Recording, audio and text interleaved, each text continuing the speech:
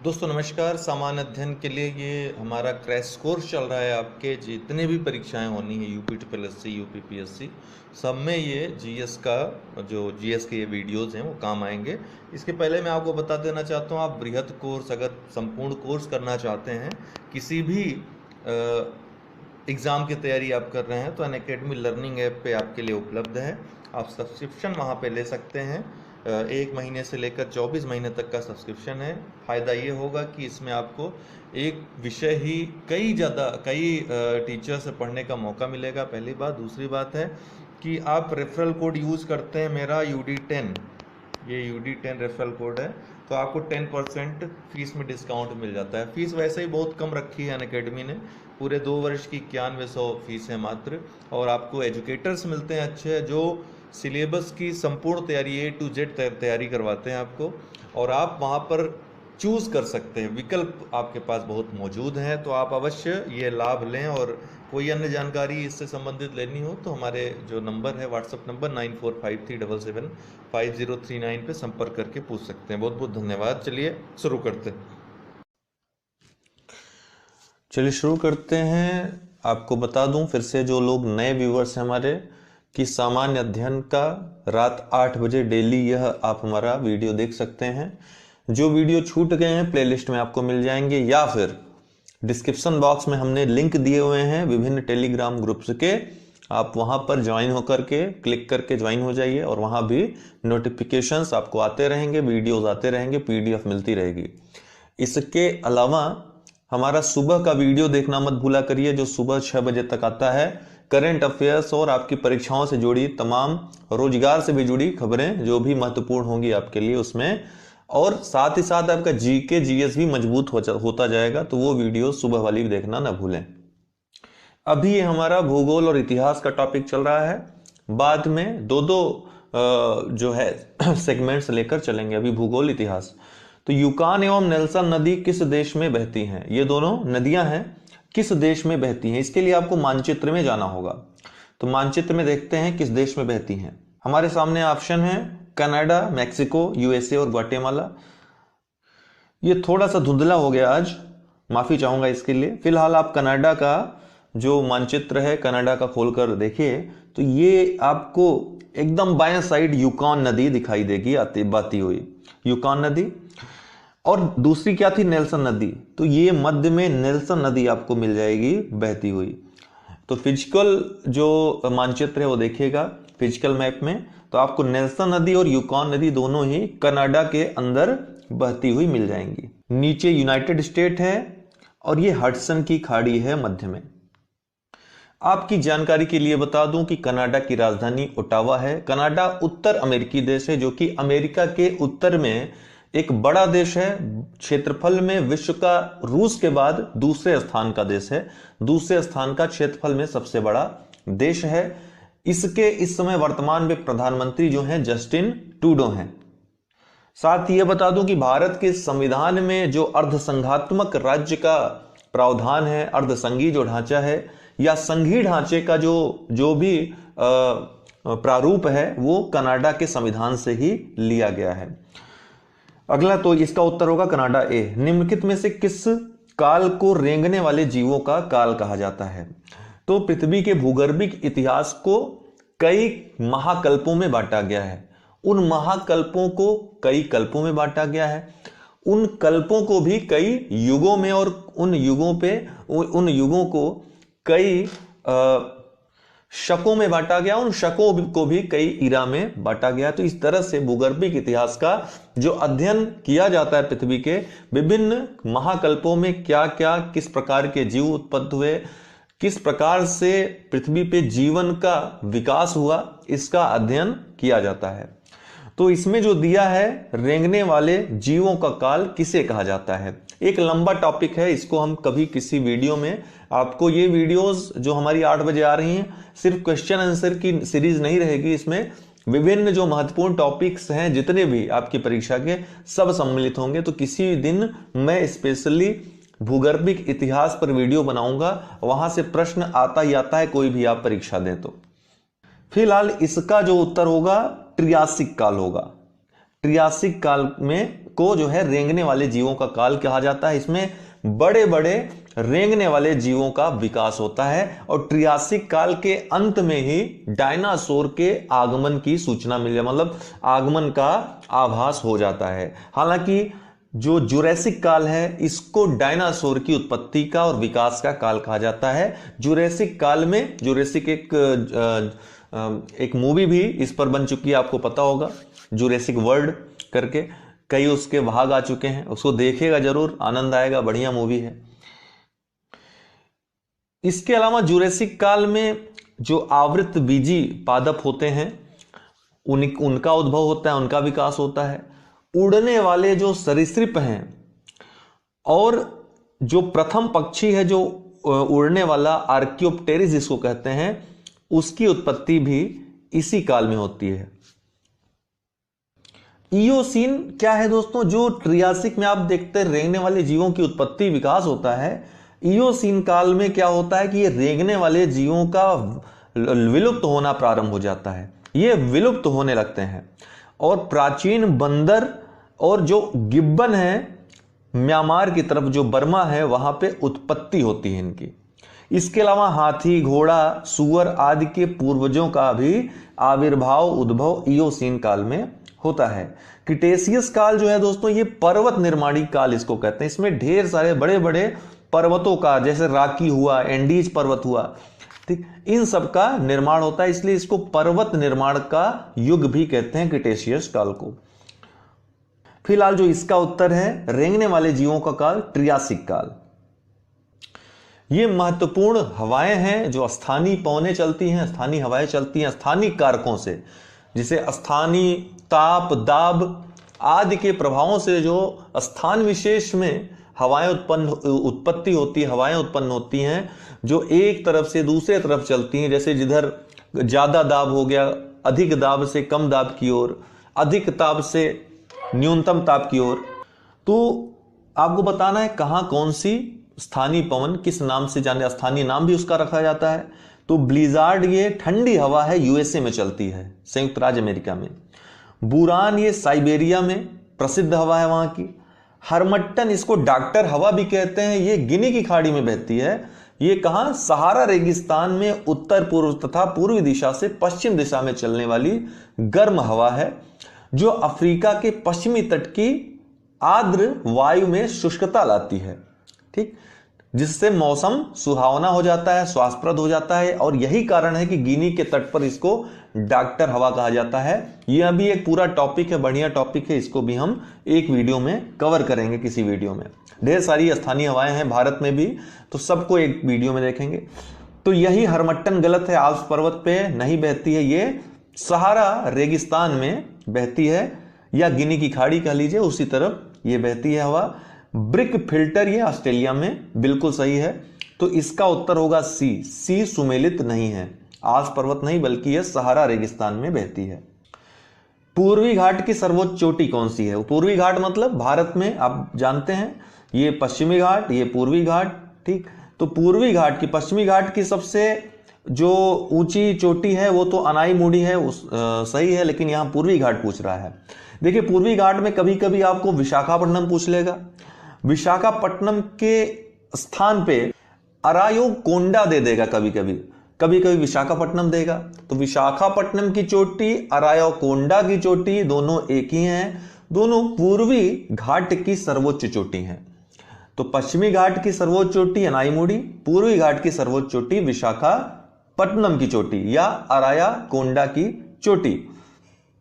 ये देख लीजिए, ये अनामलाई पर्वत है। इस पर्वत की सबसे जो ऊंची चोटी है वो है अनाईमुड़ी, जो 2695 मीटर इसकी ऊंचाई भी कहीं पूछता है। या पूरे दक्षिण भारत की यदि पूछे सबसे ऊंची चोटी कौन सी है, तो यही अनाईमुड़ी की चोटी दक्षिण भारत की भी सबसे ऊंची चोटी है। लेकिन पूर्वी घाट की सबसे ऊंची चोटी कौन सी है? सबसे ऊंची चोटी है अरायोकोंडा की चोटी, जो कि उत्तरी सरकार आंध्र प्रदेश के विशाखापट्टनम में स्थित है। इसको विशाखापट्टनम की भी चोटी कहते हैं। इसके बाद दूसरा स्थान आता है महेंद्रगिरी की चोटी, जो कि उड़ीसा में स्थित है। यह दूसरे स्थान की सबसे ऊंची चोटी है पूर्वी घाट की। हमारे तमाम पेड ग्रुप्स चल रहे हैं, दोस्तों आप व्हाट्सएप पे नीचे दिए गए नंबर पे संपर्क करके किसी पेड ग्रुप में जुड़ सकते हैं टेलीग्राम के लिए, विशेषकर प्री 2020 के लिए। और इसके अलावा टेस्ट सीरीज भी चल रही है, टेस्ट सीरीज आंसर राइटिंग आप ज्वाइन कर सकते हैं। जियोग्राफी ऑप्शनल वालों के लिए हम स्टार्ट करने वाले हैं आंसर राइटिंग, उसमें भी आप जुड़ सकते हैं। जल्द हम आज कल में घोषणा कर देंगे, तो उसमें भी आप जुड़ करके लाभ ले सकते हैं मुख्य परीक्षा के लिए। पहला प्रश्न है, सही कालानुक्रम क्या होगा? ये आयोग जो समितियां हैं इनका सही कालानुक्रम पूछा है। सबसे पहले ये शिक्षा संबंधित समितियां हैं, ठीक है, वोट डिस्पैच, हरटोग समिति, सैडलर आयोग, ये सभी।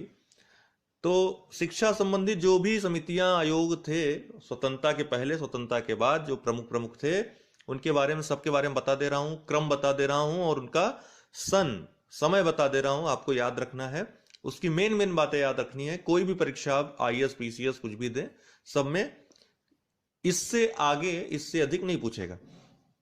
तो सबसे पहले जो पहला क्रम रहता है, क्रम से मैं बता रहा हूं, फिर उसके बाद प्रश्नोत्तर पे आऊंगा।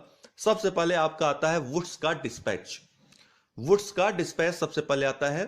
बोर्ड ऑफ कंट्रोल के चीफ रहते हैं वुड, उनकी अध्यक्षता में वुड्स का डिस्पैच 1854 में, ठीक है, जिसको भारतीय शिक्षा का मैग्ना कार्टा भी कहा जाता है। इसकी जो महत्वपूर्ण बातें थी, उच्च शिक्षा अंग्रेजी भाषा में हो, लेकिन साथ ही साथ देशी भाषाओं को प्रोत्साहन दिया जाए, इसके लिए गांवों में देशी भाषा पाठशाला स्थापित किया जाए। इसका उद्देश्य जो था देशी भाषा में शिक्षा देने का, वो ये था कि जो यूरोपीय ज्ञान है वो देशी भाषा के माध्यम से ही जन जन तक पहुंचाया जा सकता है, इसका यह उद्देश्य था। इसके अलावा इसने जो महत्वपूर्ण बात की, महिला शिक्षा की वकालत की।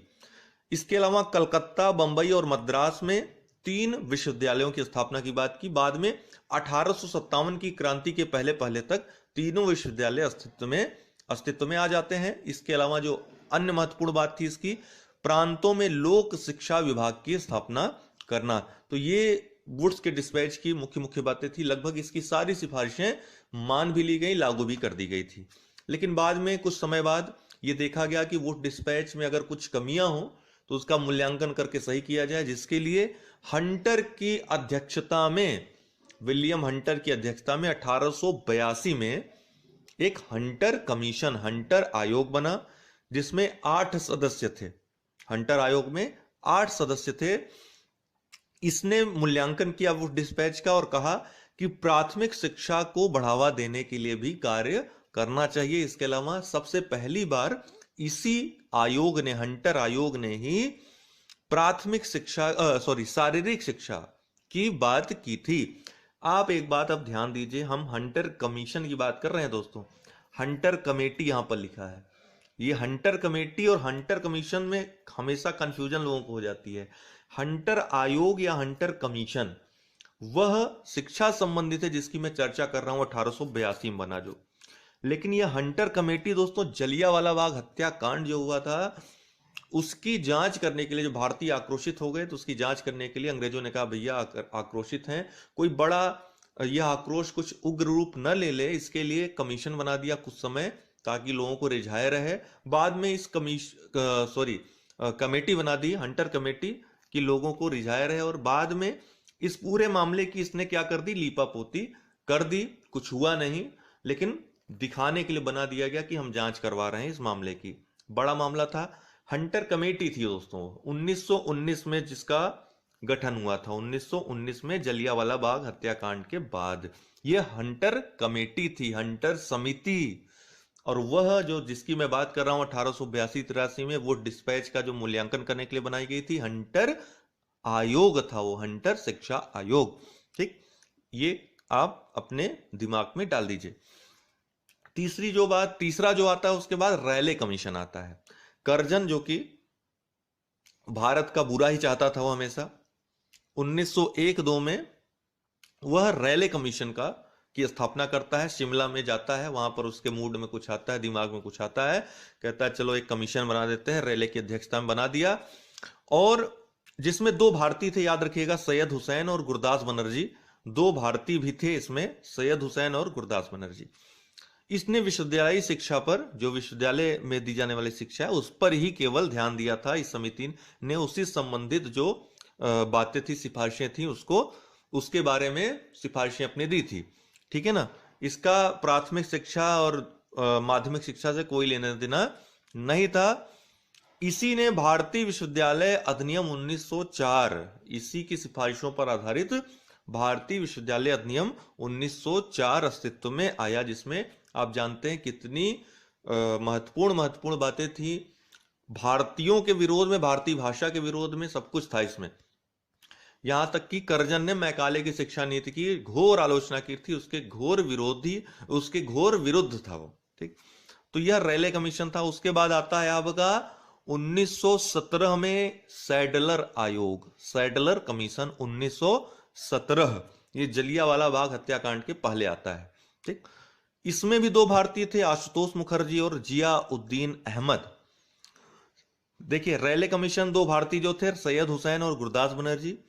सैडलर आयोग जो उसके रेले कमीशन के बाद आता है 1917 में, उसमें दो भारतीय जो थे, आशुतोष मुखर्जी और जियाउद्दीन अहमद।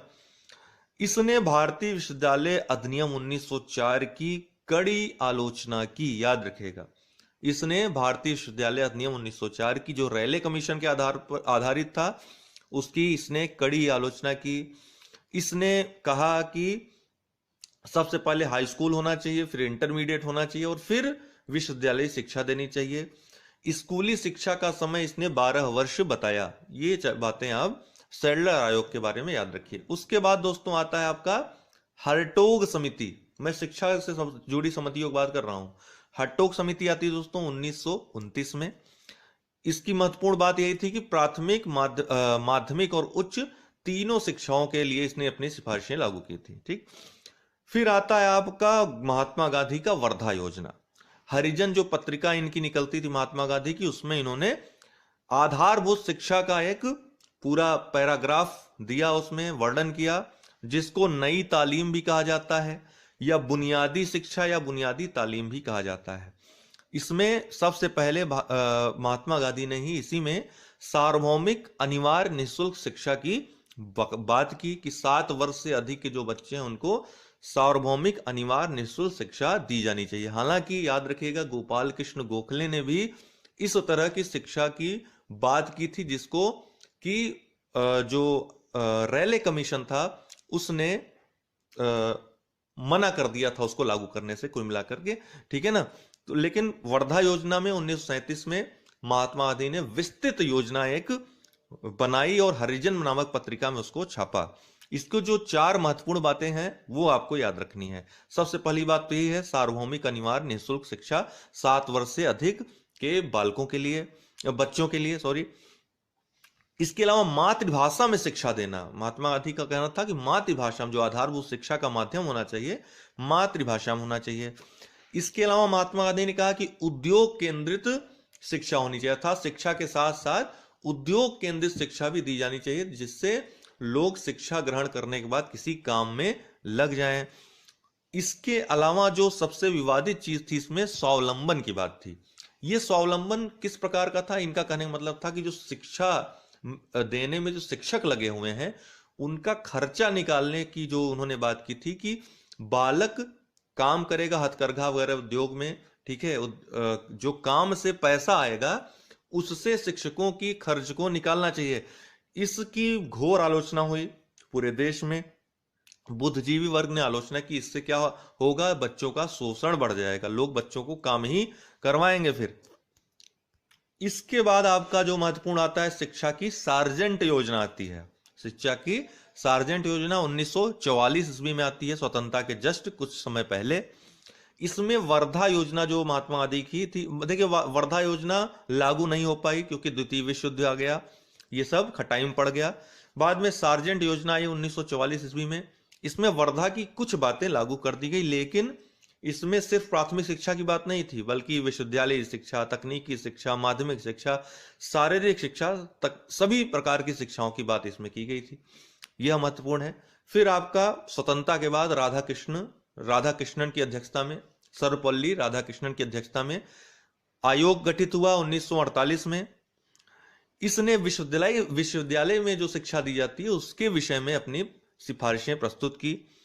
इनके कहने का मतलब था कि विश्वविद्यालय शिक्षा के पूर्व 12 वर्ष की पढ़ाई हो जानी चाहिए, अर्थात हाई स्कूल, इंटर और प्राथमिक माध्यमिक मिलाकर 12 वर्ष की शिक्षा होनी चाहिए। इसके अलावा विश्वविद्यालय में जो शिक्षा हो वह 180 दिन की पढ़ाई कम से कम हो, जो 11-11 सप्ताह के 3 भागों में बांटा गया हो। ये बात की इन्होंने। इसके अलावा इन्होंने कहा कि आईएएस या जो प्रशासनिक सेवा है उसके लिए स्नातक अनिवार्य नहीं करना चाहिए। शिक्षा को समवर्ती सूची में डालने का सुझाव राधाकृष्णन ने दिया, राधाकृष्णन आयोग ने दिया था। इन्हीं की सिफारिशों के आधार पर इनका कहना था कि विश्वविद्यालय की देख रेख करने के लिए यूजीसी, एक विश्वविद्यालय अनुदान आयोग का गठन होना चाहिए। इन्हीं की सिफारिशों के आधार पर 1953 में यूजीसी का गठन हुआ। बाद में औपचारिक रूप से संसद से प्रस्ताव पारित कर 1956 में इसकी औपचारिक जो है स्थापना की गई यूजीसी की। लास्ट में आता है आपका कोठारी आयोग 1964 में, ठीक है ना। इसने समग्र योजना एक प्रस्तुत की। कोठारी आयोग ही कहा जाता है कि वास्तविक रूप से जो शिक्षा की योजनाएं हैं उनको धरातल पर ले आने के लिए अगर कोई योजना बनी तो कोठारी आयोग, इसमें सभी बातें सम्मिलित थी एक राष्ट्रीय योजना के रूप में, ठीक। तो इतना आप याद रखिए। अब आते हैं प्रश्न पर। सबसे पहले हमने बताया वुड डिस्पैच 1854, तो पहला सबसे पहले हो जाएगा। फिर आएगा आपका, देखिए हंटर कमेटी दोस्तों, यह वुड डिस्पैच के बाद हंटर आयोग बना था। हंटर कमेटी कब बनी थी? 1919 में। हर्टोग समिति कब बनी थी? हमने क्या बताया आपको, हर्टोग समिति 1929, और सैडलर आयोग बना 1917। तो जो क्रम होगा, पहला हो जाएगा वुड डिस्पैच, फिर सैडलर आयोग, फिर हंटर कमेटी क्योंकि 1919 में बनी थी, भले यह शिक्षा संबंधित नहीं थी, और तीसरा आप ये हर्टोग समिति दोस्तों, ये लास्ट में आ जाएगा 1929 में। तो जो आपका क्रम होगा वो 1 4 2 3, 1 4 2 और 3, ठीक है ना। तो ए इसका उत्तर हो जाएगा। इतना बातें आप नोट भी कर लीजिएगा क्योंकि बहुत महत्वपूर्ण है। कोई भी परीक्षा आप दे रहे हो तो पूछा ही पूछा जाएगा, इससे ज्यादा कुछ पूछा भी नहीं जाएगा। अगला प्रश्न है, दक्षिण भारत के इतिहास में उससे संगत एक विशेषता यह मिलती है कि बड़े साम्राज्यों की अपेक्षा छोटे क्षेत्रीय राज्य विकसित हुए। इसका कारण क्या था? तो दक्षिण भारत के इतिहास में उससे संगत एक विशेषता यह मिलती है कि बड़े साम्राज्यों की अपेक्षा छोटे क्षेत्रीय राज्य विकसित हुए। इसका कारण क्या था? लौह खनिजों का अभाव, इसमें कोई तर्क नहीं है। दूसरा, सामाजिक संरचना में अनेकानेक विभाजन, यह भी एक बहुत बड़ा कारण तो नहीं लगता है। तीसरा है विशाल उपजाऊ भूमि क्षेत्रों का विकास, भूमि क्षेत्रों का अभाव, यह एक महत्वपूर्ण कारण हो सकता है। क्यों? तो विशाल उपजाऊ भूमि क्षेत्र का अभाव होने के कारण जो विशाल जनसमूह होता है एक जगह पे कैसे इकट्ठा रह सकता है? नहीं रह सकता, जिसके कारण कि छोटे छोटे राज्यों का ही विकास संभव हो पाया। यही देखिए, कुछ प्रश्न आपको लॉजिक से भी हल हो जाते हैं, जरूरी नहीं कि तथ्य सारे प्रश्न आपको फैक्चुअल ही आए, लेकिन आपको थोड़ा दिमाग लगाना है। विशाल उपजाऊ भूमि क्षेत्र नहीं रहेगा, छोटे छोटे खंडों में रहेगा, तो छोटी छोटी जनसंख्या वहां निवास करेगी, छोटे छोटे राज्यों का विकास होगा, ठीक। तो यही सी इसका उत्तर होगा, विशाल उपजाऊ भूमि क्षेत्रों का अभाव, ठीक। तीसरा है, गुप्त काल में उत्तर भारतीय व्यापार किस पत्तन से संचालित होता था? गुप्त काल में उत्तर भारतीय व्यापार किस पत्तन संचालित होता था? तो दोस्तों, गुप्त काल में उत्तर भारतीय व्यापार ताम्र लिप्ति से, ठीक है ना, ताम्र लिप्ति। यह 5वीं शताब्दी में सबसे व्यस्त बंदरगाह भी था। एक प्रश्न आता है, पीसीएस में पूछा भी गया था कि 5वीं शताब्दी का सबसे व्यस्त बंदरगाह भारत कौन सा? तो ताम्र लिप्ति था, ठीक है ना। और बंगाल में स्थित था, सबसे पहली बात तो ये बंगाल में स्थित था, याद रखिएगा, पूर्वी किनारे पे था, ठीक है ना। तो गुप्त काल में उत्तर भारतीय व्यापार बंगाल स्थित समुद्री पत्तन ताम्र लिप्ति से संचालित होता था, और यह 5वीं शताब्दी का सबसे व्यस्त बंदरगाह था। इसी बंदरगाह से एक महत्वपूर्ण घटना और होती है कि जो चीनी यात्री फाहियान था वो जलपोत पर सवार होकर स्वदेश वापस गया था, चाइना वापस गया था, ठीक है। तो याद रखिएगा, ताम्र लिप्ति। काव्य अव्यक्ति या काव्य और संगीत के माध्यम से या रूप में उर्दू का प्रयोग करने वाला पहला लेखक कौन था? अमीर खुसरो, मिर्जा गालिब, बहादुर शाह जफर या फैज?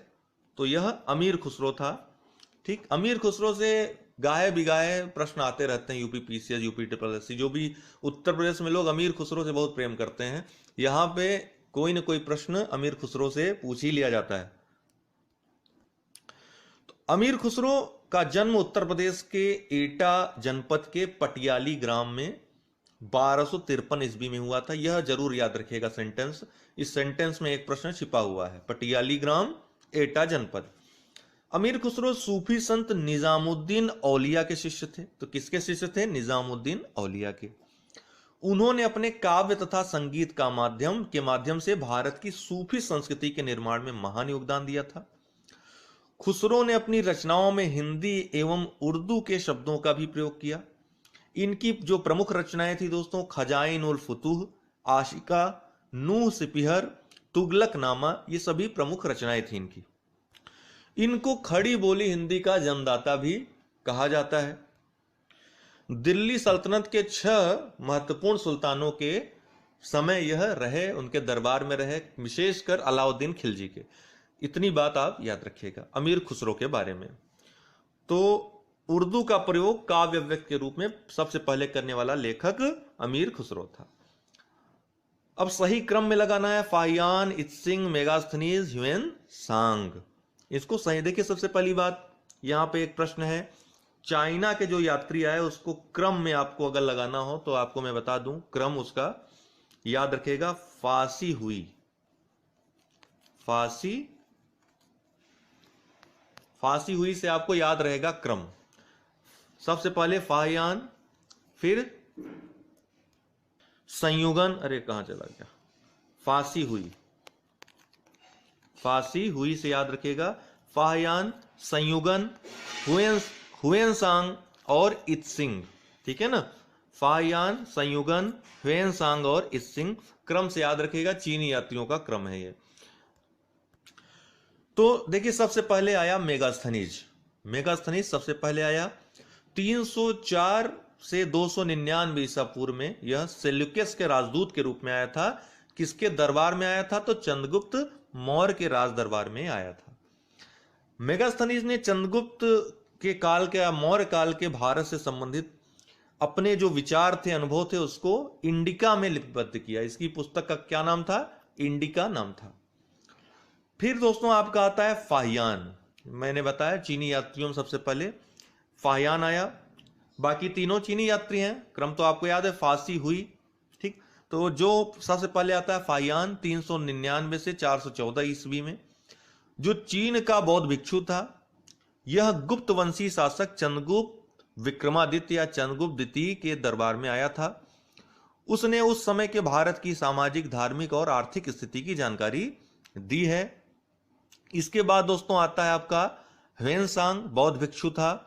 यह 629 से 643 ईस्वी के मध्य हर्षवर्धन के शासनकाल में भारत आया था। इसी की यात्रा का जो विवरण है सी यूकी की संज्ञा से अव्यक्त किया जाता है। सी यूकी में उसको संकलित किया गया है। फिर आपका बौद्ध भिक्षु चीन का जो था इत्सिंग आता है 671 से 695 ईस्वी में। बौद्ध धर्म एवं बौद्ध उपदेशों को ग्रहण करने के उद्देश्य से भारत आता है। अपने साथ जो त्रिपिटक थे, सुत्त, विनय एवं अभिधम्म पिटक, इसकी लगभग 400 प्रतियां यह चीन ले गया था। तो यह पूछा जाता है कि कौन त्रिपिटकों को चाइना ले गया था या अपने देश ले गया, तो वह इत्सिंग था दोस्तों। ठीक है ना, तो इसका क्रम क्या हो जाएगा? सबसे पहले मेगास्थनीज अर्थात 3, फिर 1, फिर 4 और 2। इसका उत्तर हो जाएगा बी। ठीक, आगे बढ़ते हैं।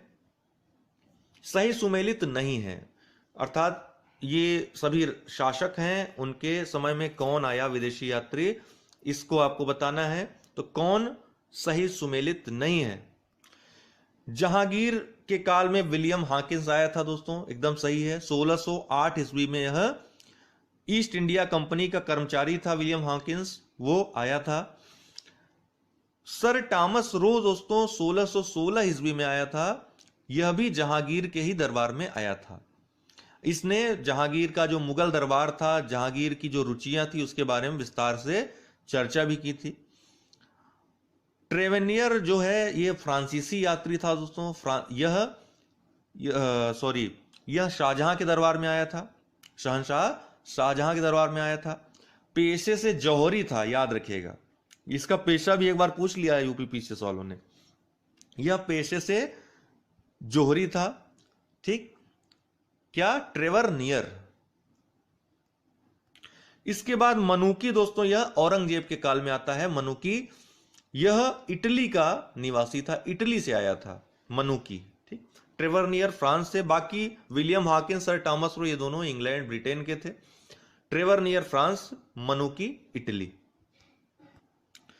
अगला प्रश्न है, अफगानिस्तान के प्रति एक अग्रनीति या जोश भरी अग्रनीति या फिर फॉरवर्ड नीति का अनुसरण करने वाला गवर्नर जनरल कौन था?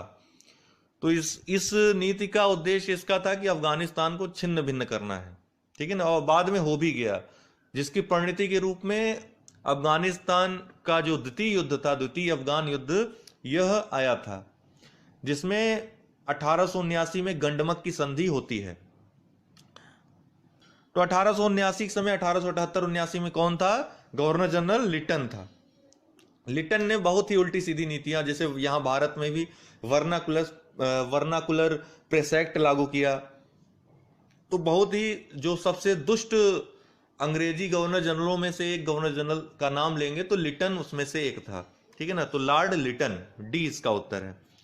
फिर इन घटनाओं का सही कालक्रम क्या होगा, यह भी यूपी पीसीएस का क्वेश्चन है। ये आता ही आता है, प्रत्येक वर्ष का आप पेपर उठा के देख लो, एक प्रश्न आएगा ही आएगा विद्रोहों से। नेक्स्ट किसी वीडियो में हम इन्हीं विद्रोहों के बारे में चर्चा करेंगे, सब कुछ आपको बता देंगे। यहां पर आपको सन याद रखना है मेनली। तो देखिए, नील विद्रोह दोस्तों होता है आपका 1860 में। फिर आपका संथाल विद्रोह जो होता है वह 1855-56 में, ठीक। उसके बाद सिपाही विद्रोह होता है 1857 में, और दक्कन के जो दंगे होते हैं 1876 में होते हैं। दक्कन के दंगे 1876 में। तो सबसे पहले आपका संथाल विद्रोह 1855-56, फिर सिपाही विद्रोह 1857, फिर नील विद्रोह 1860, और फिर दक्कन के दंगे 1876। तो क्या हो गया, 2, 4, 1, 3, ये इसका आपका उत्तर हो जाएगा, ठीक। सन याद रखिएगा। कांग्रेस की प्रार्थना और याचिका की नीति अंततोगत्वा समाप्त हो गई। कांग्रेस की जो प्रार्थना और याचिका की नीति, देखिए उदारवादियों की नीति प्रार्थना और याचिका के माध्यम से अपनी मांगे मनवाना। अंग्रेजों को बहुत अच्छा समझते थे, उदारवादी समझते थे, और इसी आधार पे मांगे अपनी मनवाते थे अंग्रेजों। इनका कहना था कि उनसे प्रार्थना करेंगे, याचिका करेंगे तो हमारी मांगे धीरे धीरे मान लेंगे वो। तो यह जो नीति थी उदारवादियों की, इसकी कड़ी आलोचना के रूप में, कड़े प्रतिरोध के रूप में उग्रवादियों का उदय होता है, जिसमें लाल बाल पाल का नाम प्रसिद्ध है, ठीक है। लाल में लाला लाजपत राय, बाल बाल गंगाधर तिलक, और पाल बिपिन चंद्र पाल, ये तीन। तो यहां पर अरविंद घोष के नेतृत्व में, तिलक के नेतृत्व में, लाला लाजपत राय के नेतृत्व में, या फिर महात्मा गांधी के नेतृत्व में। तो देखिए, कांग्रेस की प्रार्थना और याचिका की नीति समाप्त हुई लाला लाजपत राय के नेतृत्व में। लाला लाजपत राय ने कांग्रेस की अध्यक्षता की थी। कब की थी? 1920 में 36वां अधिवेशन था। तो यहां पर कांग्रेस का गर्मपंथी दल, जिसके प्रमुख थे लाला लाजपत राय, बाल गंगाधर तिलक, बिपिन चंद्र पाल, इन्होंने, आप जानते हैं, कांग्रेस की प्रार्थना और याचिका का घोर विरोध किया था। 1920 ईस्वी के कांग्रेस के 36वें अधिवेशन की अध्यक्षता करते हुए लाला लाजपत राय ने इस नीति को समाप्त कर दिया। यह एक विशेष अधिवेशन था, कलकत्ता में हुआ था। असहयोग का प्रस्ताव भी वहां पर पास हुआ था। तो 1920 के कलकत्ता अधिवेशन में जो विशेष अधिवेशन था, उसमें इस नीति को समाप्त कर दिया गया। हालांकि यह विशेष अधिवेशन था, इसलिए 36वां मत गिनिएगा इसको, मैंने गलती से बोल दिया, 36वां नहीं था, विशेष अधिवेशन था। देखिए, कांग्रेस का प्रतिवर्ष एक सामान्य जो सम्मेलन होता तो होता ही था, लेकिन कभी कभी विशेष मुद्दों पर विशेष अधिवेशन बुलाया जाता था।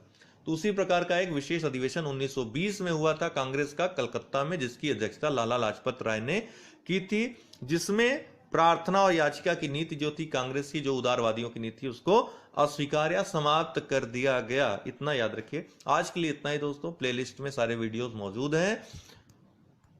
शाम को एक और वीडियो आएगा। बहुत बहुत धन्यवाद। सिविल सेवा परीक्षा में आप बैठ रहे हैं, उसमें सफल होना चाहते हैं, तो दो चीजें तो आपको अपनानी ही पड़ेंगी, कोई और विकल्प नहीं है। वो दो चीजें हैं, नियमितता और दूसरा प्रतिबद्धता। जो चीज आप सोच लीजिए कि मुझे ये करना है, वो आपको 24 घंटे के दायरे में रहकर करना ही करना होगा। दूसरी बात, नियमित रूप से करना होगा, तो ही आप सफल हो सकते हैं। बाकी सफलता बेईमानी है। अगर सफलता के बारे में फिर भी सोचते हैं तो वो बेईमानी है। फिलहाल हम डेली 8 बजे रात में यह कोर्स लेकर आ रहे हैं आपके लिए, सामान्य अध्ययन के लिए। आपसे उम्मीद मैं इतना करता हूं कि आप कोई भी वीडियो मिस मत करिए। किसी भी स्थिति में रहिए, इसको अवश्य आप देखिए। दूसरा, हमारा जो वीडियो आता है सुबह के समय आता है, उसका टाइमिंग अभी मैंने फिक्स नहीं किया, लेकिन संभवतः 6 बजे के पहले ही, सुबह 6 बजे के पहले वो आ जाएगा। एक अखबार आपको पढ़ने की आवश्यकता नहीं पड़ेगी, न्यूज़पेपर पढ़ने की आवश्यकता नहीं पड़ेगी। जो महत्वपूर्ण खबरें हैं आपकी परीक्षा से जुड़ी, वो डिस्कस हो जाएंगी। साथ ही साथ उससे जुड़ी जो जीएस जीके की खबर है, वो भी मैं साथ में दूंगा। और इसके अलावा परीक्षा से जुड़ी जो ब्रेकिंग न्यूज़ेज होती हैं, वो भी उसमें आपको मिल जाया करेंगी। तो ये वीडियोज़ आप, विशेषकर यह रात वाला वीडियो तो बिल्कुल नहीं छोड़ना है। और करंट अफेयर्स से भी आप हमेशा जो है रूबरू होते रहेंगे। करंट अफेयर्स भी आपका तैयार होता रहेगा। इसके लिए सुबह वाली वीडियोस भी आप डेली देखिए।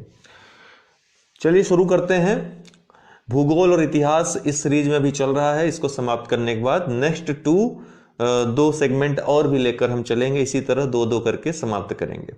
निम्नलिखित कथनों पर विचार कीजिए। सतलज नदी मानसरोवर झील के समीप स्थित राकसताल से निकलती है। बिल्कुल सही है, मानसरोवर झील के पास स्थित राकसताल से निकलती है। दूसरा, यह रोहतांग दर्रे के पास से भारत में प्रवेश करती है। यह गलत है। देखिए, रोहतांग दर्रा और शिपकीला दर्रा ये दोनों ही हिमाचल प्रदेश में स्थित हैं। चलिए आपको मानचित्र के माध्यम से समझाते हैं। देखिए, ये है मानसरोवर झील और इसी के समीप स्थित है राकसताल झील। यहीं से ये सतलज नदी निकलती है, लेकिन ये रोहतांग दर्रे से प्रवेश न करके ये शिपकीला दर्रे से प्रवेश करती है। यहां जहां ये प्रवेश कर रही है, यहां पर शिपकीला दर्रा है। इस शिपकीला दर्रे से ही प्रवेश करती है। दोनों ही दर्रे, रोहतांग और शिपकीला, ये दोनों ही हिमाचल प्रदेश में स्थित हैं। यहां आपको मानसरोवर झील के पास एक और हिमनद दिखाई पड़ रहा होगा, बोरखाचो हिमनद। इसी बोरखाचो हिमनद से सिंधु नदी निकलती है। ये ऐतिहासिक नदी सिंधु नदी यहीं बोरखाचो हिमनद से निकलती है। यहीं मानसरोवर झील के पास ही, मानसरोवर झील जो है इसी के पास आंगसी ग्लेशियर स्थित है। आंगसी ग्लेशियर यहीं पर स्थित है। आंगसी ग्लेशियर, यहां से प्रसिद्ध ब्रह्मपुत्र नदी निकलती है आंगसी ग्लेशियर से। तो ये बातें आपको याद रखनी चाहिए। इसके अलावा एक और प्रसिद्ध दर्रा है बड़ा लाचा दर्रा। यह भी हिमाचल प्रदेश में स्थित है। तो बड़ा लाचा, रोहतांग और शिपकीला दर्रा यहाँ पर लिखा नहीं है, लेकिन शिपकीला दर्रा आप यहाँ समझिए कि सतलज नदी जहाँ प्रवेश कर रही है, ये शिपकीला दर्रे से ही प्रवेश करती है। शिपकीला दर्रा है जो कि जास्कर जो श्रेणी है हिमालय की, वहां से प्रवाहित होती है।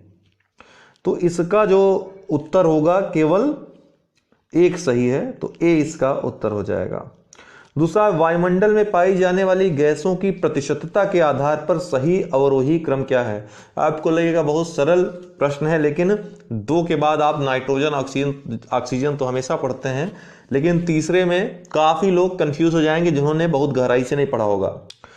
तो आपको पता है नाइट्रोजन कितना पाया जाता है? 78% सबसे ज्यादा है नाइट्रोजन की मात्रा। फिर ऑक्सीजन कितना है? लगभग 21%। ठीक है। इसके बाद तीसरे स्थान पे जो आता है, जो गैस आती है, वो है आर्गन गैस आपकी। ये आर्गन गैस तीसरे स्थान पे आती है। कितना? 0.93%। और चौथे स्थान पे कार्बन डाइऑक्साइड गैस आती है, जो कि अभी 0.03% इसकी सांद्रता है। इतना परसेंट यह पाई जाती है, चौथे स्थान पे है। 5वें स्थान पे हाइड्रोजन गैस आती है। इन गैसों में दोस्तों carbon dioxide green house gas है। इसीलिए इसका जो लगातार बढ़ना है वो जलवायु परिवर्तन का कारक है। ग्लोबल वार्मिंग जो हो रही है उसका महत्वपूर्ण कारण CO2 है, कार्बन डाइऑक्साइड की सांद्रता में लगातार वृद्धि होना है, जिसको कि रोकने के लिए, इसकी सांद्रता को रोकने के लिए तमाम प्रयास वैश्विक स्तर पर किए जा रहे हैं। तो इसका सही उत्तर कौन सा होगा? बी इसका हो जाएगा, नाइट्रोजन, ऑक्सीजन, आर्गन, फिर कार्बन डाइऑक्साइड। निम्नलिखित कथनों पर विचार कीजिए। जो हम आपको PDF देंगे तो नीचे लिखा हुआ ये हम आंसर लिख देते हैं, ठीक है, आपको आसानी होगी उससे। निम्नलिखित कथनों पर विचार कीजिए।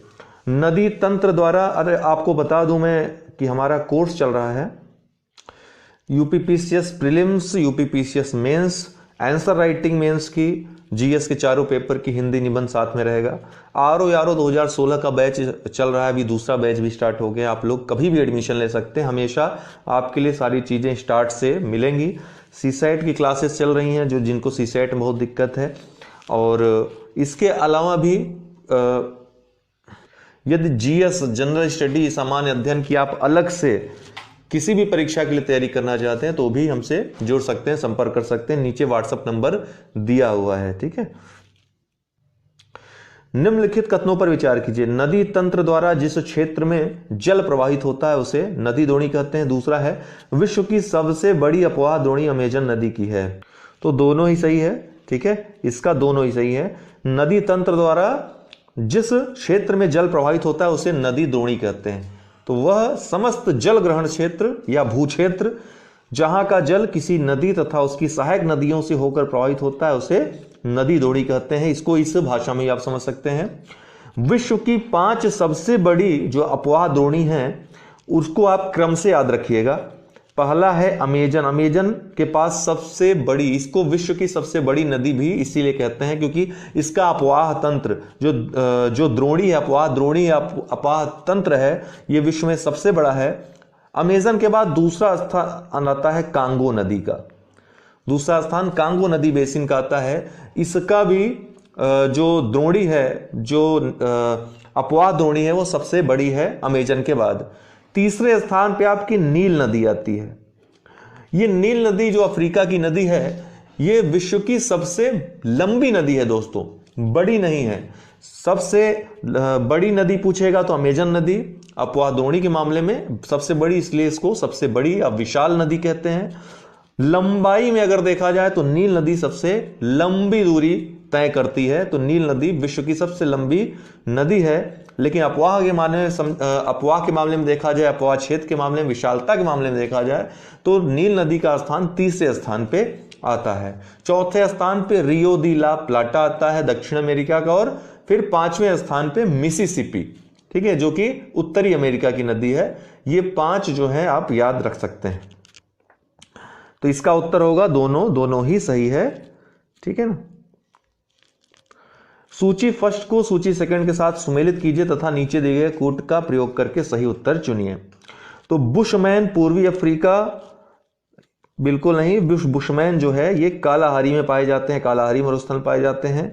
बद्दू ये अरब की जनजाति है। पिग्मी ये कांगो बेसिन का है, ये सही लगा हुआ है। मसाई जो है पूर्वी अफ्रीका में पाई जाती है। जनजातियां दी हैं, कहां पाई जाती हैं उनका स्थान है। तो बुशमैन कहां पे? कालाहारी मरुस्थल में। बद्दू कहां पे? अरब में। पिग्मी ये कांगो बेसिन में, और मसाई पूर्वी अफ्रीका की जनजातियां हैं। इसके अलावा जो बार बार पूछता है जनजातियों के बारे में वो भी याद रखिए। खिरगिज जो पिछली बार पूछा था PCS के एग्जाम में, वो मध्य एशिया में पाई जाती हैं खिरगिज जनजातियां। सकाई जनजातियां मलाया प्रायद्वीप पे पाई जाती हैं। बोरो जो है वो पश्चिमी अमेजन बेसिन में पाया जाता है दक्षिण अमेरिका में। और जुलू ये दक्षिण अफ्रीका की जनजाति है। जुलू ये कई बार पूछे जा चुके हैं इसलिए हमने बता दिया। इसको आप नोट भी करते जाइए, साथ साथ आप नोट्स बनाते जाइए। कुछ अन्यत्र आपको पढ़ने की जरूरत ही नहीं पड़ेगी, जो मैं बताता जाऊं बस नोट करते जाइए आप। तो इसका जो उत्तर हो जाएगा 2 4 3 1, बी इसका उत्तर हो जाएगा 2 4 3 1।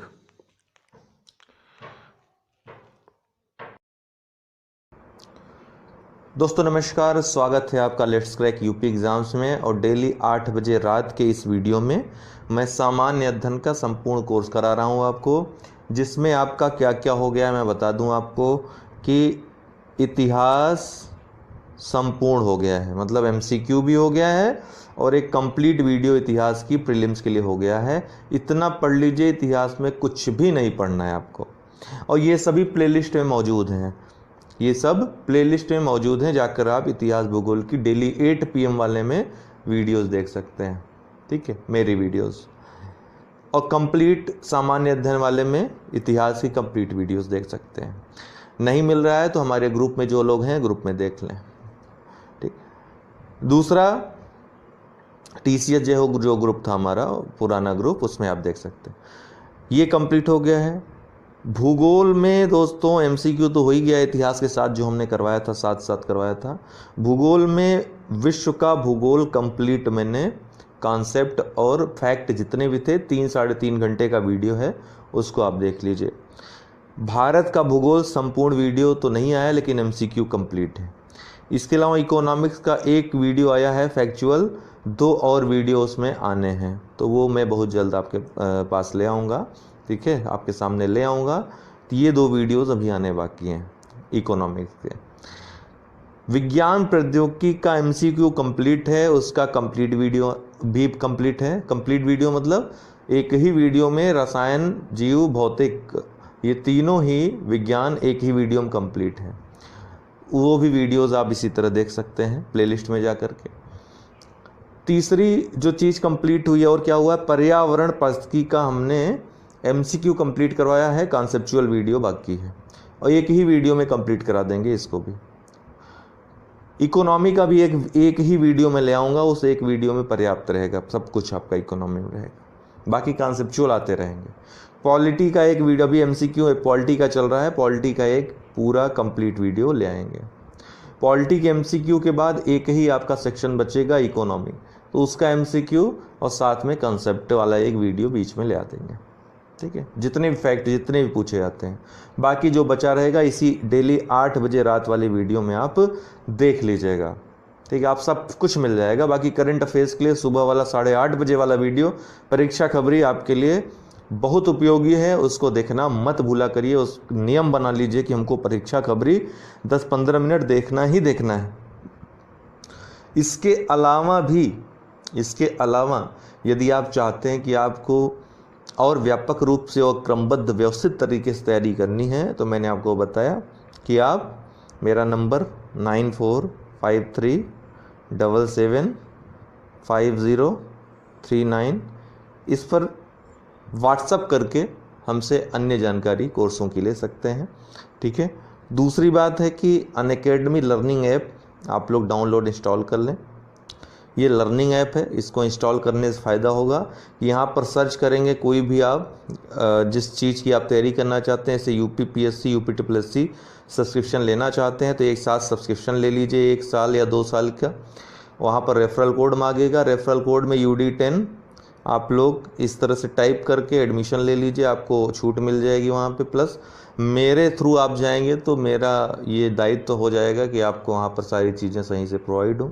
आपको नंबर मैंने दे ही दिया है, कोई भी दिक्कत आने पे हमसे संपर्क करें। यहाँ फ़ायदा आपको ये मिलेगा 1 वर्ष या 2 वर्ष जब तक का सब्सक्रिप्शन लेंगे, UPPSC UPSSC में जितने कोर्सेज हैं, जितने भी एग्ज़ाम्स हैं, जितने भी सब्जेक्ट्स हैं, math, reasoning, GS GK, Hindi, सब इंग्लिश, सब कुछ आपको यहाँ पर एक बार के सब्सक्रिप्शन में मिलेगा। जितने 1 वर्ष के लिए लिया है या 2 वर्ष के लिए लिया है, अनलिमिटेड। इसके अलावा जो भी वीडियो आप वहाँ पर देखते हैं, प्लस में वहाँ पर आपको PDF भी डाउनलोड करने का ऑप्शन मिलता है, PDF डाउनलोड कर सकते हैं। बाकी क्विज वगैरह भी प्लस कोर्स का हिस्सा होती है, तो प्लस सेक्शन में जाइएगा प्लस कोर्स में, तो आपको इस तरह से ये प्लस कोर्स सब्सक्रिप्शन है, वहाँ पे सब्सक्रिप्शन आप कर सकते हैं और लाभ ले सकते हैं विस्तृत कोर्स का, ठीक है। फिलहाल चलिए शुरू करते हैं आज का पॉलिटी के जो क्वेश्चंस हैं। अब तक सब लोग आ भी गए होंगे, जो लोग स्ट्रीमिंग देर से आए हों वो बैक करके देख लिया करें, और अपलोड तो हो ही जाती है ये। तो राज्य के नीति निर्देशक तत्वों के विषय में निम्न तथ्यों पर विचार कीजिए। पहला है, ये न्यायोचित होते हैं, इनके हनन पर न्यायालय द्वारा इन्हें लागू कराया जा सकता है। दूसरा है इनका उद्देश्य देश में सामाजिक एवं आर्थिक लोकतंत्र की स्थापना करना है। तो इसमें से कौन सा सही है? एक सही है, दो सही है, दोनों सही है, दोनों गलत है। आप अपने उत्तर तुरंत दे दें।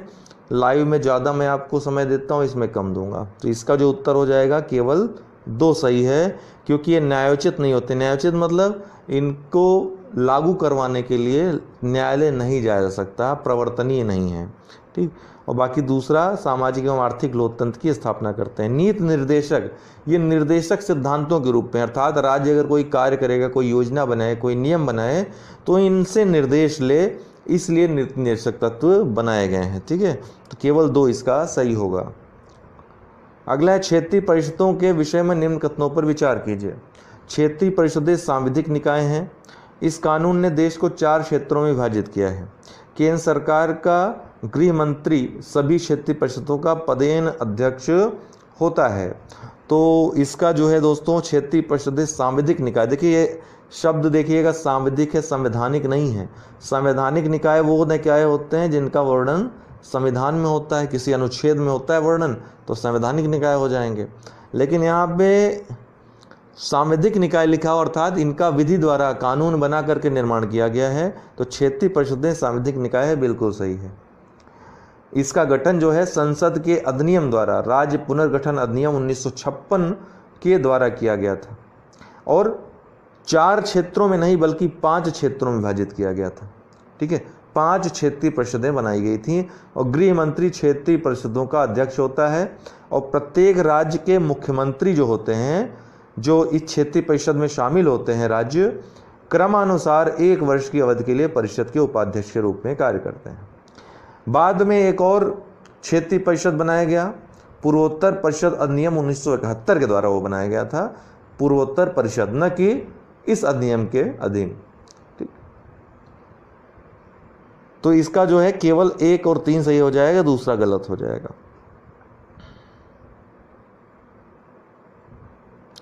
निम्न में से किन विषयों पर संवैधानिक संशोधन के लिए विशेष बहुमत और कम से कम आधे राज्य के विधानमंडल द्वारा संपुष्टि आवश्यक? आपको पता है कि संविधान हमारा जो है जटिल और सरलता का मिश्रण है, अर्थात सरल साधारण कानून या साधारण संशोधन की प्रक्रिया के द्वारा भी कानून बनाए जाते हैं, संशोधन किए जाते हैं संविधान में, और जटिल प्रक्रिया का भी प्रावधान है। कुछ प्रावधानों को बदलने के लिए जटिल प्रक्रिया अपनाई जाती है, संविधान संशोधन की विशेष प्रक्रिया अपनाई जाती है। उस विशेष प्रक्रिया में भी 2 प्रकार की मुख्य प्रक्रियाएं हैं। पहली प्रक्रिया है कि 2/3 बहुमत संसद के दोनों सदनों का, और एक जो उससे भी मुश्किल प्रक्रिया है कि 2/3 बहुमत के साथ साथ कम से कम आधे राज्यों के विधानमंडलों द्वारा संपुष्टि। तो इसका अर्थ ये होता है कि ये ऐसे कानूनों के निर्माण में होता है या ऐसे संशोधनों में होता है इसका उपयोग जहां पर राज्य जो होते हैं प्रभावित होते हैं। जिन कानूनों से राज्य प्रभावित होंगे, उन कानूनों या उन संशोधनों से संबंधित जो है राज्य, मतलब उन संशोधनों से संबंधित राज्य जितने भी हैं या पूरे राज्य, उनके विधानमंडल द्वारा संपुष्टि करना आवश्यक होता है। तो इसका जो कौन कौन से हैं? संविधान के संघीय प्रावधान, संविधान के संघीय प्रावधान बिल्कुल सही है। संघ मतलब क्या होता है? जो राज्य, संघ जहां पर प्रयोग हो मतलब राज्य और केंद्र के मध्य जो शक्तियों का बंटवारा होता है आपस में दोनों भाइयों में, कि तुम ये लो तुम ये लो, तो इससे संबंधित जो भी संघीय व्यवस्था पर, संघीय ढांचे को प्रभावित करने वाले संशोधन होंगे, उसमें इस तरह की संशोधन की प्रक्रिया की आवश्यकता होगी। तो संविधान के संघीय प्रावधान बिल्कुल सही है। दूसरा है सर्वोच्च न्यायालय के क्षेत्राधिकार, सर्वोच्च न्यायालय के क्षेत्राधिकार या अधिकार। तो ये भी राज्यों पर भी, क्योंकि न्यायालय जो है एकीकृत है, वो राज्यों पर भी प्रभाव डालेगा, केंद्र पर भी प्रभाव डालेगा। तो सर्वोच्च न्यायालय के अधिकार संबंधी जो प्रावधान है उनमें संशोधन होगा। तो ये इस तरह का जो संशोधन की प्रक्रिया अपनाई जाएगी। तीसरा है संविधान संशोधन की प्रक्रिया में अगर संशोधन करना हो, ये भी सही है। संविधान संशोधन की प्रक्रिया में अगर संशोधन करना हो तो भी कम से कम आधे राज्यों के विधानमंडल द्वारा संपुष्टि करना आवश्यक होगा। चौथा है नए राज्यों का निर्माण अथवा राज्यों की सीमाओं नामों में परिवर्तन। ये तो बिल्कुल गलत है, क्योंकि हमने आपको बताया है कि अनुच्छेद 3 के तहत ये चीज़ है, नए राज्यों का निर्माण और राज्यों की सीमाओं में नामों में परिवर्तन संसद को अधिकार प्राप्त है करने का। संसद साधारण संविधान संशोधन की प्रक्रिया के द्वारा, साधारण बहुमत के द्वारा इसका निदान करती है, ये संशोधन कर सकती है, निर्माण कर सकती है, राज्यों की सीमाओं नामों में परिवर्तन कर सकती है।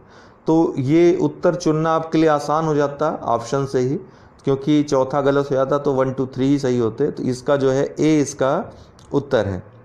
ठीक है, ए इसका उत्तर है। आप चाहें तो कहीं नोट कर लीजिए कि राष्ट्रपति का निर्वाचन, राष्ट्रपति के निर्वाचन की रीति, संघ की कार्यपालिका शक्ति का विस्तार, राज्यों की कार्यपालिका शक्ति का विस्तार, संघ की न्यायपालिका, राज्यों के उच्च न्यायालय, संघ एवं राज्यों के मध्य विधायी संबंध, संसद में राज्यों का प्रतिनिधित्व, 7वीं अनुसूची, संविधान संशोधन की प्रक्रिया, इन सभी में जब संशोधन करना होगा तो संवैधानिक संशोधन की ये प्रक्रिया अपनाई जाती है, अर्थात विशेष बहुमत और कम से कम आधे राज्यों के विधानमंडलों द्वारा संपुष्टि आवश्यक होगी। एक बार फिर बोलूँगा, चाहे तो नोट कर लें। राष्ट्रपति का निर्वाचन, राष्ट्रपति के निर्वाचन की रीति अर्थात अनुच्छेद 54 और अनुच्छेद 55, संघ की कार्यपालिका शक्ति का विस्तार अर्थात अनुच्छेद 73, राज्यों की कार्यपालिका शक्ति का विस्तार अर्थात अनुच्छेद 162, संघ की न्यायपालिका अर्थात भाग 5, ठीक है, भाग 5 में संघ की न्यायपालिका का प्रावधान है अध्याय 4 में, राज्यों के उच्च न्यायालय अर्थात भाग 6 अध्याय 5, संघ व राज्यों के मध्य विधायी संबंध भाग 11 अध्याय 1, संसद में राज्यों का प्रतिनिधित्व चौथी अनुसूची और सातवीं अनुसूची, चौथी अनुसूची, इसके अलावा 7वीं अनुसूची में परिवर्तन करना होगा, अर्थात त्रिसूची प्रणाली में अगर परिवर्तन करना है तो भी इस संशोधन की आवश्यकता होगी। और अंतिम है संविधान संशोधन की प्रक्रिया अर्थात अनुच्छेद 368 में अगर संशोधन करना हो तो ये प्रक्रिया अपनाई जाएगी।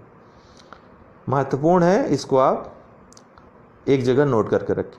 निम्नलिखित कथनों पर विचार कीजिए। कथन है, देखिए यूपीएससी ने कथन कारण का चक्कर छोड़ दिया है, लेकिन यूपी पीसीएस नहीं छोड़ रहा है।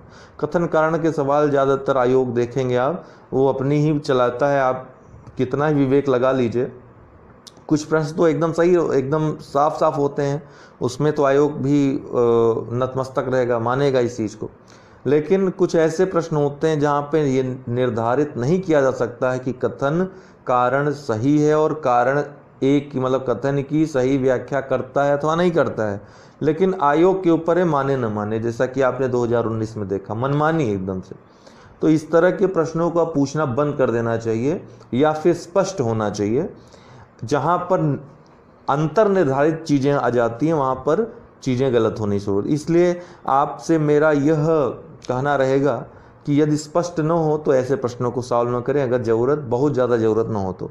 राज्यसभा में धन विधेयक प्रस्तुत नहीं किया जा सकता, राज्यसभा में धन विधेयक प्रस्तुत नहीं किया सकता, सही है भाई। राज्यसभा 3 हफ्तों तक धन विधेयक को अपने पास रख सकती है। अब यह देखिए, यहाँ पर क्या दिया है, एक सही दिया है, एक गलत दिया है, इसमें आपको विचार नहीं करना है।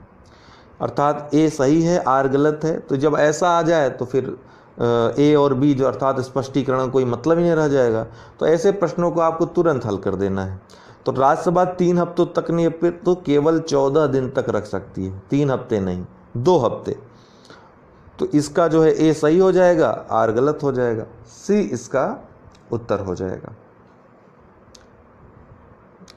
राष्ट्रपति पर महाभियोग संसद के किसी भी सदन में प्रारंभ किए जा सकते हैं। आपको एक बात बता दूं दोस्तों, 2-3 दिन पहले हमने अनुच्छेदों पर चर्चा की थी। वो वीडियो अगर आप नहीं देखते हैं, अन्यत्र देख लीजिए, बात अलग है। बहुत सारे वीडियोस पड़े हैं यूट्यूब पे अन्य टीचर्स के भी, लेकिन अगर आप केवल हम ही से पढ़ रहे हैं तो मैं आपको कहूँगा कि वो वीडियो आप अवश्य देखें। उसमें अनुच्छेदों पर चर्चा है, उससे बाहर कुछ आपको समझना बूझना नहीं है, वो सब कंप्लीट मैंने एनालिसिस किया है। प्रीलिम्स मेंस दोनों के लिए आपके लिए महत्वपूर्ण है, ठीक है। व्यापक रूप से एनालिसिस किया है, 1 घंटे का वीडियो है। अनुच्छेद 82 या 100 तक मैं पहुंचा हूं उसमें। इसके बाद नेक्स्ट वीडियो मेरा आएगा, उसमें कंप्लीट कराएंगे। तो उसको आप अवश्य देख लें। अगला प्रश्न है, राष्ट्रपति पर महाभियोग संसद के किसी भी सदन में प्रारंभ किए जा सकते हैं। अच्छा, इन आरोपों पर संसद के 1/3 सदस्यों जिस सदन में आरोप लगाए गए हैं, अर्थात जिस सदन में आरोप लगाए गए हैं उस सदन के 1/3 सदस्यों के हस्ताक्षर होने चाहिए।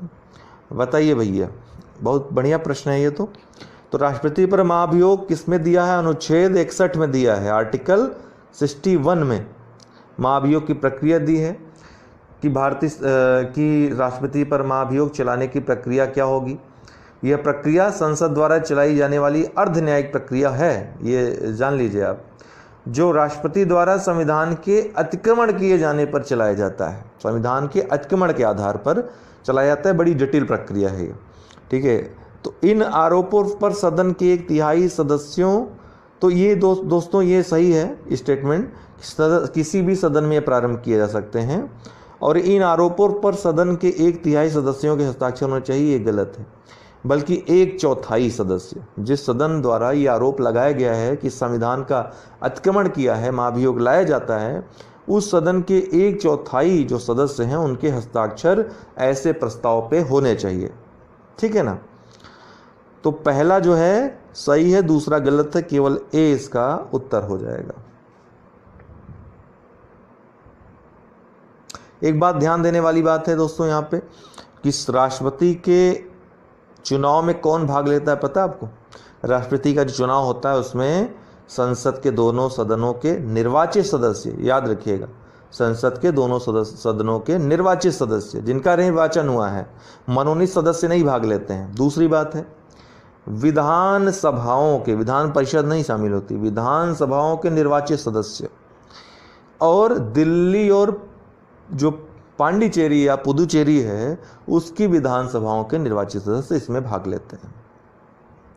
लेकिन राष्ट्रपति का जो महाभियोग होता है उसमें केवल संसद के दोनों सदनों के सदस्य भाग लेते हैं, निर्वाचित हो या फिर मनोनीत हो। ये चीज आप ध्यान दीजिएगा। भारतीय संविधान में निम्नलिखित पदों का कौन सा अनुक्रम सही है? अनुक्रम, ये वरीयता क्रम दिया हुआ है कि कौन सा सही, बताइए।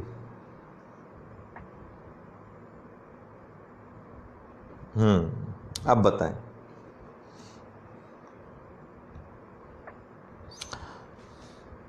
तो इसका जो उत्तर होगा बी होगा, राज्यों के राज्यपाल सबसे पहले आएंगे, फिर भारत के मुख्य न्यायाधीश, फिर राज्यों के मुख्यमंत्री और फिर मुख्य चुनाव आयुक्त।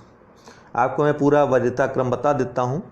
सबसे पहले राष्ट्रपति आते हैं, राष्ट्रपति के बाद उपराष्ट्रपति, फिर प्रधानमंत्री, फिर राज्यों के राज्यपाल अपने राज्य में, फिर पूर्व राष्ट्रपति या उप प्रधानमंत्री, पूर्व राष्ट्रपति या फिर वर्तमान में जो उप प्रधानमंत्री हैं, ये दोनों का समान अनुक्रम होता है। उसके बाद भारत के मुख्य न्यायाधीश आते हैं और भारत के मुख्य न्यायाधीश के अलावा इसी अनुक्रम में ही लोकसभा अध्यक्ष भी आते हैं।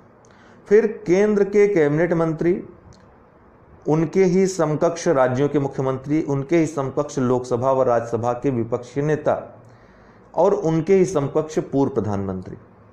इसके बाद भारत रत्न से सम्मानित व्यक्ति आएंगे, फिर राजदूत, उच्चतम न्यायालय के न्यायाधीश उसके बाद आएंगे और उन्हीं के समकक्ष संघ लोक सेवा आयोग के अध्यक्ष, मुख्य निर्वाचन आयुक्त और भारत का नियंत्रक एवं महालेखा परीक्षक, ये सेम अनुक्रम में आते हैं।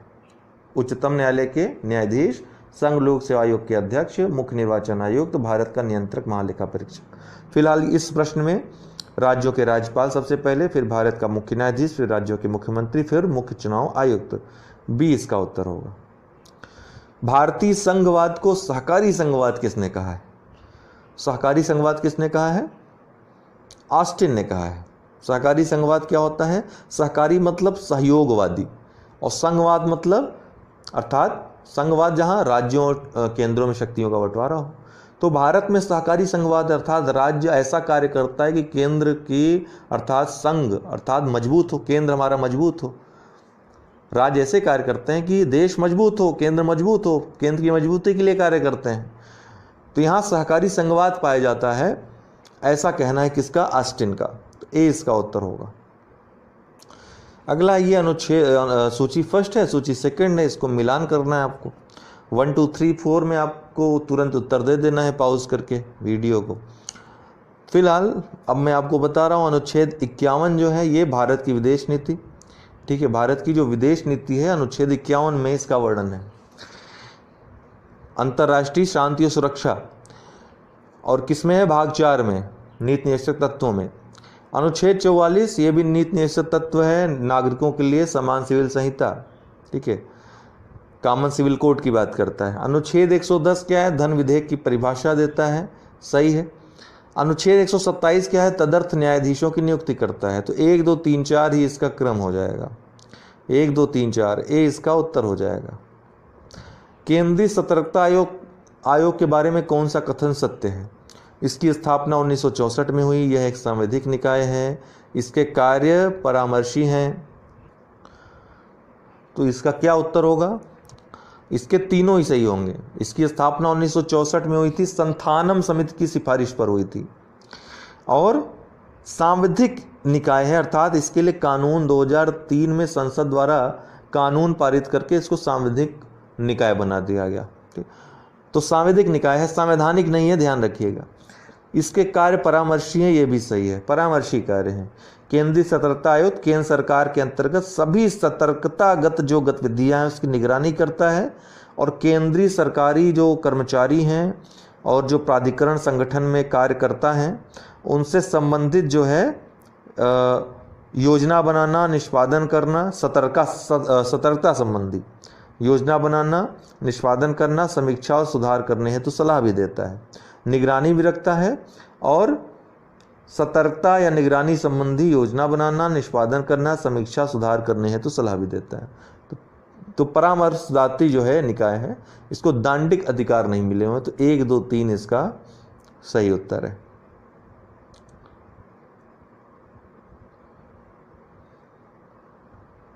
अच्छा, ये विभिन्न राज्य हैं और राज्यसभा में स्थान, राज्यसभा में स्थानों का आवंटन अनुसूची 4 में दिया हुआ है।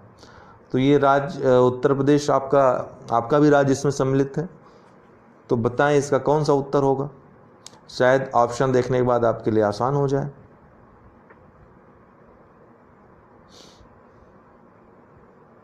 बताएं। देखिए, उत्तर प्रदेश में 31 सीटें हैं राज्यसभा में, उत्तर प्रदेश की 31 सीटें हैं, बिहार की 16 सीटें हैं, मध्य प्रदेश की 11 सीटें हैं और राजस्थान की 10 सीटें हैं। आप राज्यसभा में जितनी भी सीटें हैं किस राज्य की, ये अवश्य पढ़ लें, रट लें कैसे भी करके, क्योंकि ये क्वेश्चन आता ही यूपीपीसीएस का पेट क्वेश्चन है ये। तो इसका जो उत्तर हो जाएगा सी हो जाएगा, 2 3 4 1। भारत की संचित निधि में से कोई धन किसके द्वारा निकाला जा सकता है? बताइए। अब अनुच्छेद 114 में ये प्रक्रिया दी हुई है कि संचित निधि से कोई भी धन विनियोग विधेयक के द्वारा ही निकाला जाएगा, और ये विनियोग विधेयक की प्रक्रिया जो होती है धन विधेयक के समान होती है, और जिसकी परिभाषा अनुच्छेद 110 में दी हुई है। इसके लिए विशेष प्रक्रिया अपनाई जाती है। लोकसभा अध्यक्ष इस पर मुहर लगाता है कि हाँ ये धन विधेयक है, ठीक। तो संचित निधि से धन निकाला जाएगा तो विनियोग विधेयक के द्वारा ही संसद के द्वारा निकाला जाएगा। ये इसका उत्तर है। निम्नलिखित में से कौन सा युग्म सही नहीं है? ये विभिन्न संविधान संशोधन है। कल ही मैंने वीडियो दिया था, आप लोग जरूरी वीडियो नहीं देखते हैं दोस्तों। कल हमने जो वीडियो दिया था आप देखें, उसमें मैंने संविधान संशोधनों की चर्चा की है, महत्वपूर्ण संविधान संशोधनों की चर्चा की है। तो 97वां संविधान संशोधन 2011 यही पहला ही सुमेलित नहीं है। सहकारी समितियां इसके द्वारा, इस संविधान संशोधन के द्वारा सहकारी समितियों को संवैधानिक दर्जा दिया गया। संविधान में भाग 9 का ख जोड़ा गया, भाग 9 का ख जोड़ा गया संविधान में। इसके अलावा 61वां संविधान संशोधन मताधिकार की आयु 21 से घटाकर 18 वर्ष की गई, बिल्कुल सही है। 7वां संविधान संशोधन राज्यों का पुनर्गठन किया गया, बिल्कुल सही है। 100वां संविधान संशोधन भारत बांग्लादेश की सीमा पर भूमि आदान प्रदान समझौते का अनुपालन से संबंधित है। लेकिन 97वां संविधान संशोधन यहाँ पर गलत दिया हुआ है, ये सहकारी समितियों से संबंधित है, न कि उड़िया शब्द की जगह उड़िया कहा किया गया। ठीक, तो ये नाम में परिवर्तन जब भी किया जाए तो कोई नंबर नहीं दिया जाएगा दोस्तों, ध्यान रखिएगा। जब नाम राज्य के नाम में परिवर्तन किया जाएगा तो संसद को अधिकार प्राप्त है, वो साधारण संशोधन की प्रक्रिया के द्वारा ये संशोधन कर सकती है, बदलाव कर सकती है। इसके लिए संविधान संशोधन की जरूरत 368 के तहत नहीं पड़ती है, और इसलिए जो संशोधन होता है उसको कोई नंबर नहीं दिया जाता है। अब इन पर विचार करें, बहुत अच्छा प्रश्न है। कार्मिक लोक शिकायत एवं पेंशन मंत्रालय, योजना मंत्रालय नाम का कोई मंत्रालय है नहीं, जिसको अभी काट दीजिए। परमाणु ऊर्जा विभाग, अंतरिक्ष विभाग, इनमें से कौन सा भारत के प्रधानमंत्री के अधीन है? भारत का प्रधानमंत्री के अधीन कौन सा विभाग होता है, बताएं। तो परमाणु ऊर्जा विभाग और अंतरिक्ष विभाग, ये दोनों जो है भारत के प्रधानमंत्री के अधीन होते हैं। सी, केवल 3 और 4 इसका उत्तर होगा। ठीक है। अगला है, लोकसभा का कार्यकाल किसी भी परिस्थिति में बढ़ाया नहीं जा सकता है, एक बार में 6 महीने तक के लिए बढ़ाया जा सकता है। आपातकाल की घोषणा के दौरान एक बार में 1 वर्ष तक के लिए बढ़ाया जा सकता है। आपातकाल की घोषणा के दौरान एक बार में 2 वर्ष तक के लिए बढ़ाया जा सकता है। उम्मीद है आप लोग सही उत्तर देंगे इसका। अच्छा प्रश्न है। तो इसका जो उत्तर होगा दोस्तों, ये सी होगा। आपातकाल की घोषणा जब हो, अर्थात आपातकाल जब लागू है, चालू है, तो उस दौरान एक बार में 1 वर्ष तक के लिए बढ़ाया जा सकता है। ध्यान दीजिएगा, आपातकाल की घोषणा के दौरान एक बार में 1 वर्ष तक के लिए बढ़ाया जा सकता है। इस तरह से इसको आगे जब तक आपातकाल है तब तक 1-1 वर्ष बढ़ाया जा सकता है। ठीक, पहली बात तो ये हुई। दूसरी बात, जब आपातकाल समाप्त हो जाए, आपातकाल की घोषणा जब वापस ले ली जाए या समाप्त हो जाए आपातकाल, तो अगले 6 महीने से अधिक, अर्थात जिस दिन आपातकाल समाप्त हो रहा है, घोषणा हो रही है, उसके अगले 6 महीने से अधिक ये लागू नहीं रहेगा। अर्थात ये जो 1 वर्ष बढ़ाने की जो प्रक्रिया है, आपातकाल के बाद 6 महीने तक ये लागू रह सकती है, उससे अधिक नहीं। ठीक है, तो इसका सी उत्तर होगा। निम्नलिखित में से कौन सा युग्म सुमेलित नहीं है? तो कौन सा युग्म सुमेलित नहीं है? अनुच्छेद 153, 156, 159, 155, इनमें से एक सुमेलित नहीं है। तो कौन सा है सुमेलित नहीं? तो इसमें जो है डी सुमेलित नहीं है। अनुच्छेद 155 जो है राज्यपाल की नियुक्ति से संबंधित है। ठीक है, और राज्यपाल को हटाना या हटने की जो प्रक्रिया है, ये अनुच्छेद 156(2) के तहत दिया गया है कि राज्यपाल राष्ट्रपति को संबोधित करके अपने हस्ताक्षर सहित लेख द्वारा अपने पद का त्याग कर सकता है। राज्यपाल प्रसाद पर्यंत कार्य करता है राष्ट्रपति की, राष्ट्रपति नियुक्ति भी करता है और कभी भी उसको हटा सकता है। राष्ट्रपति को यह अधिकार है, उसकी कोई विशेष प्रक्रिया नहीं अपनाई जाती राज्यपाल को हटाने की। तो केंद्र के प्रतिनिधि के रूप में वो आता है और राष्ट्रपति के प्रसाद पर्यंत कार्य करता है। अनुच्छेद 155 राज्यपाल की नियुक्ति का प्रावधान है, अमूमन 5 वर्ष के लिए होती है, लेकिन उसके पहले भी राष्ट्रपति के प्रसाद पर्यंत है वो, चाहे जब वो हटा दिया जाए। अनुच्छेद 153 राज्यों के राज्यपाल का वर्णन करता है। राज्यों में प्रत्येक राज्य का एक राज्यपाल होगा। अनुच्छेद 156 राज्यपाल की पदावधि का वर्णन करता है कि राज्यपाल का पद कितने वर्ष तक होगा, पद की अवधि का वर्णन करता है। अनुच्छेद 159 राज्यपाल द्वारा शपथ ग्रहण की बात करता है। तो राज्यपाल का शपथ, जैसा कि हमने बताया कि अनुसूची 3 में नहीं है बल्कि अनुच्छेद 159 में है।